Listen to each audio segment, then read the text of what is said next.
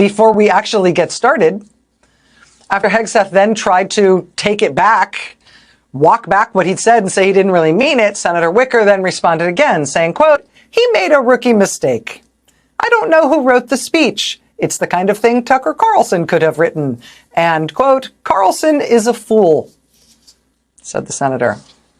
Again, that is a member of Pete Hegseth's own political party boldly criticizing his performance on this trip. It's worth noting, as Senator Wicker was making that unfavorable comparison to Mr.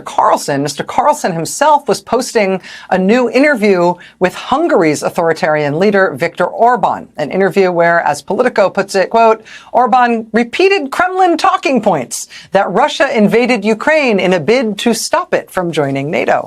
Do you remember the promises that Donald Trump made on his campaign? Oh, the promises to lower cost, that he would end inflation on day one. And there was another thing he said he would end before day one even happened. That was the war in Ukraine. And yeah, no, Donald Trump didn't do that.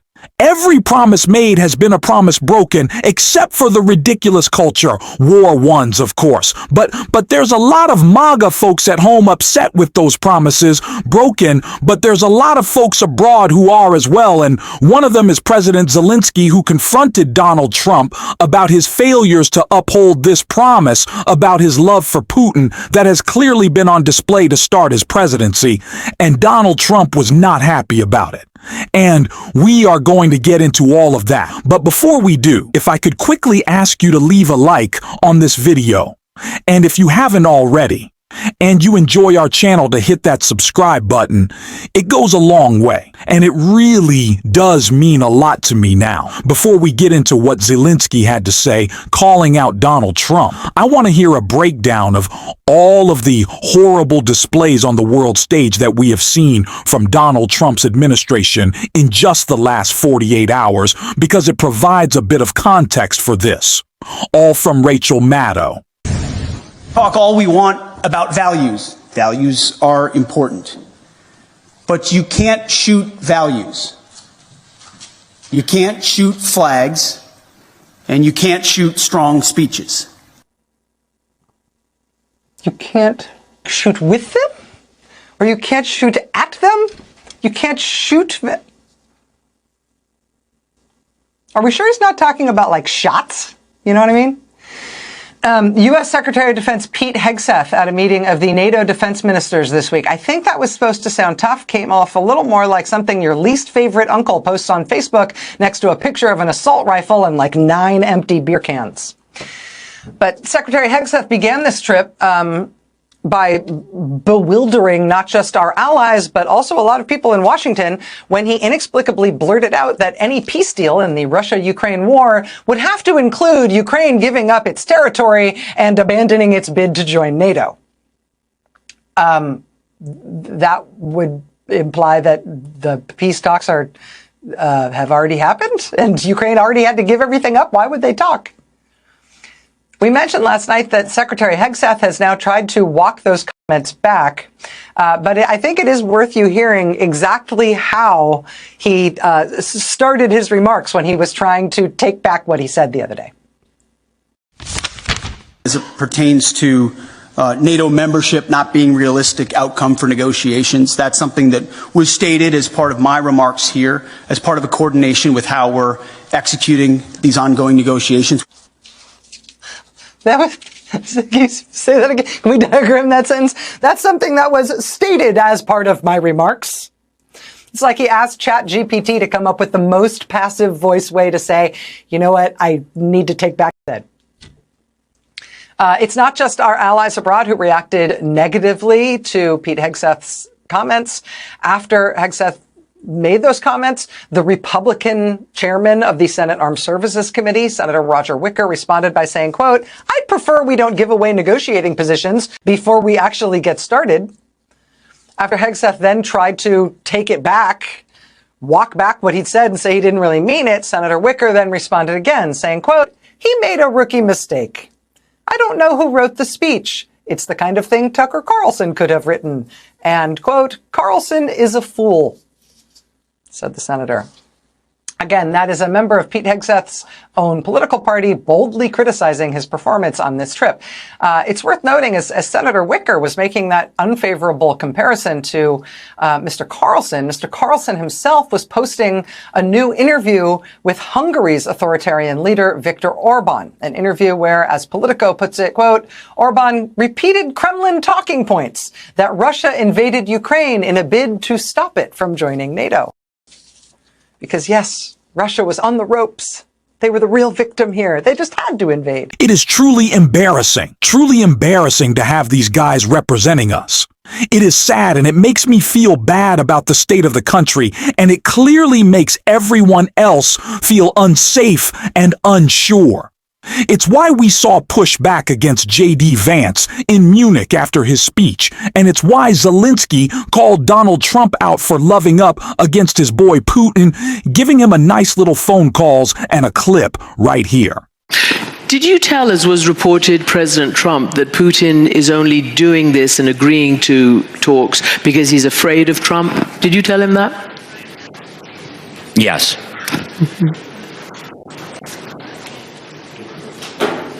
I told Trump that Putin afraid of him. Yes, and he heard me. And now Putin knows.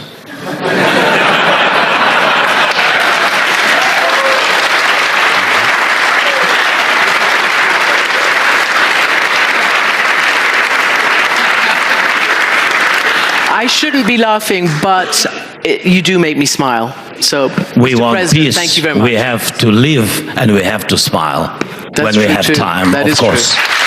Thank you. Дякую. Слава Україні. President Zelensky has every right to be upset with Donald Trump. For call Putin first, for holding him in such high regard. Ukraine is our ally. Did you forget that, Donald? Should we maybe be speaking to them first? Should we maybe be working on their terms to end this war? No, oh no. Okay, that makes sense. Got it. That makes sense.